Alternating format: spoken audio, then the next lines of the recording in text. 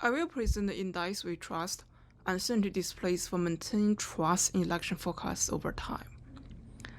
The motivation for this project is that people in 2024 are still mad at the 2016 US presidential election forecast, in which Hillary Clinton was going to win, but in fact she did not.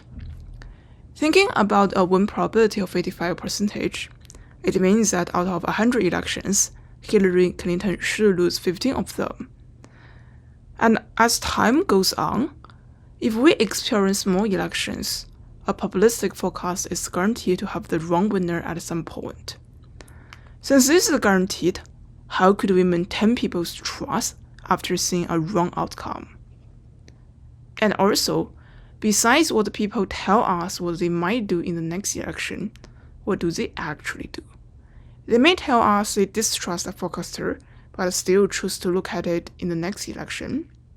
And they may tell us they are going to vote in the next election, but in fact they would not. Then our goal is to have forecast visualizations that can maintain people's behavioral trust in forecasts over time. This means that we are going to have different visualizations in our experiment. And to measure people's behavioral trust, we are going to give them an incentivized voting task in which they actually take actions and choose a forecast visualization to follow. And for this purpose, we simulated different US presidential elections with different win probabilities, and all participants experienced 10 elections with a mixture of correct and incorrect outcomes. Next, I will briefly explain our experiment. So here is our interface. The headline is a visualization of our simulated electoral college votes. And beneath that, we have changes over time, which is also generated by our simulation. We also have state-level forecast and also state-level details. And on this website interface, we varied 4 different visualizations. We have dot plot, intervals, Palinko, which is an animation we designed to let viewers experience uncertainty. And we also have text as a summary of the probabilities and electoral college votes. And especially to gain people's trust in the forecast, we explored different techniques. The first one is called visual calibration. This is after the election. Besides the election outcome, we also give them an illustration of the relationship between the outcome and forecast distribution. And in the dot plot, the winner is one of the dots. And on other panels, we show the actual electoral college votes generated by the simulation onto the ranges, especially a comparison before and after election on the state level.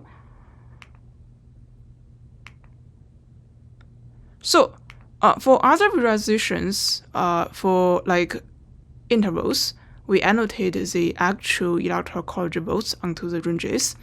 And for Palinko, we drop the winner dot again to let viewers experience uncertainty. And in text, to align with other visualizations, we simply repeat the election outcomes onto the top panel. And the other technique we tried is called probability correction.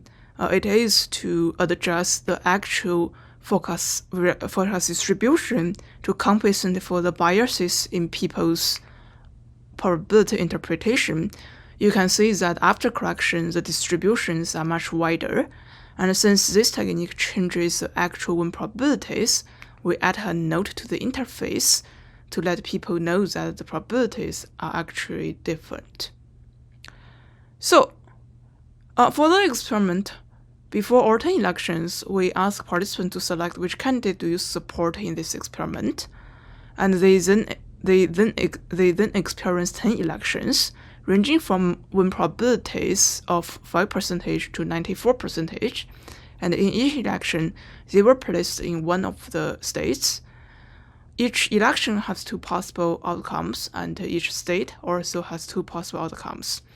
All these outcomes correspond to a similar forecast quality and are presented to participants to roughly match the actual win probabilities.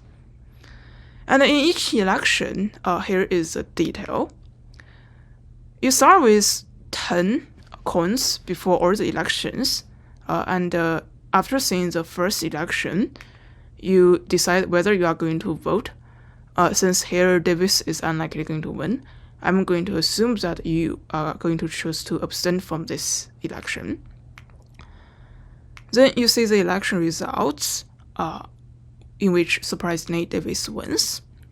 You have more coins right now, and then you choose the forecast website for you to use, which is essentially which forecast visualization you are going to use for the next election.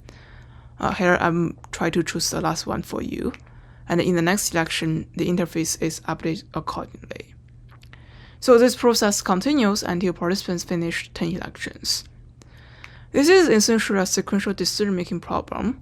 We assume that people maintain a latent trust variable in all the visualizations, and after each election, they update their trust according to what they have seen in the election. For example, if they have calibration or not. For other visualizations they have not seen, we assume their trust stays the same, and this process continues. This latent trust generates people's decisions, and also the probabilities of selecting a visualization via a softmax function. And because of this softmax function, we assume we initialize people's trust around 0 to avoid identifiability issues. And these probabilities eventually generate the visualizations people actually select in the experiment via a multinomial function. And as far as we can see here, the probabilities drives people's decision, and can be a measurement of people's behavioral trust. So we actually conduct 3 experiments to gradually refine our results. And given the sequential decision-making model, people's trust in the experiment is a function of the time point in the experiment. In experiment 1, their trust is similar after 3 or 2 elections, and eventually text and dot plot led to a higher level of trust than intervals did. And in experiment 2, dot plot led to a higher level of trust than Palenko did. And in experiment 3, although they are similar to each other, text led to a higher level of trust than dot plot did. And of course, the 3 experiments, we can see that the most trustworthy one are text and dot plot. Because previous literature found there is a strong partisanship in people's trust and emotions, we then aggregate all the 10 elections and divide each experiment by different parties. So the results of experiment 2 and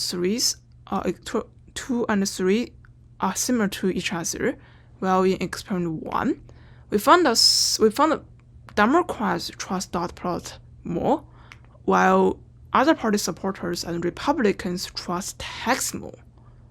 But if we continue to divide results by education, like their educational levels, then across all the experiments, there is a strong correlation between people's trust in dot plot and the highest degrees they obtained. People who have more advanced degrees tend to trust dot plot better, regardless of their partisanship. We know that in recent decades, the Democratic Party tends to have more educated supporters, and this educational difference could explain the previous partisan difference. And with these results, we can look back at the 538's design in 2016 and 2020. They switched from almost no uncertainty visualization to a dot plot that's very similar to our dot plot, and we think this change could likely better maintain their audience trust. However, looking at the economist's design in 2020, they used a text representation. This is probably not the best option for their audience trust. While we know that for the New York Times data, it was widely confusing and hard to digest. And here we give our recommendation for a partisan, leaning, and trustworthy goal to present U.S. presidential election forecast.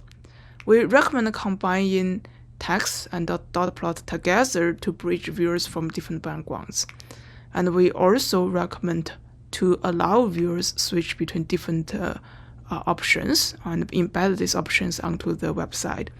And we also recommend to collect user feedback by embedding a short survey onto the website.